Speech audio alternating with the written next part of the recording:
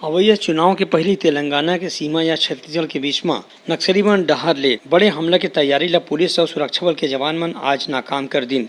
मुखबिर से मिले सूचना के आधार पर तेलंगाना पुलिस साहब बताए है कि मुलाकाला पल्ली के जंगल में 10 नक्सली मन भारी मात्रा में विस्फोटक के सामान मौजूद रहीन है। ये जानकारी के मिलते ही सुरक्षा बल और जिला पुलिस के जवान मन तत्काल वहाँ घेराबंदी करके 10 नक्सली मन ला गिरफ्तार कर लीन और उनका तीर ले भारी मात्रा में विस्फोटक और 500 डेटोनेटर ला बरामद करे है। एक साथ में कॉर्डेक्स के वायर घलो बरामद करे गए है। पुलिस के कहना है कि 90 बंडल वायर और 500 डेटोनेटर के मदद ले ये नक्सली मन तेलंगाना या छत्तीसगढ़ के सीमा में कोई बड़े वारदात ला अंजाम दे के तैयारी करत रहीन है। फिर आज के छापा पड़े ले नक्सली मन के इरादा नाकाम हो गए है। ये घटना के बाद पुलिस सीमा पार इलाका में सुरक्षा ला और तेज कर दे है। ब्यूरो रिपोर्ट उटलंघा न्यूज।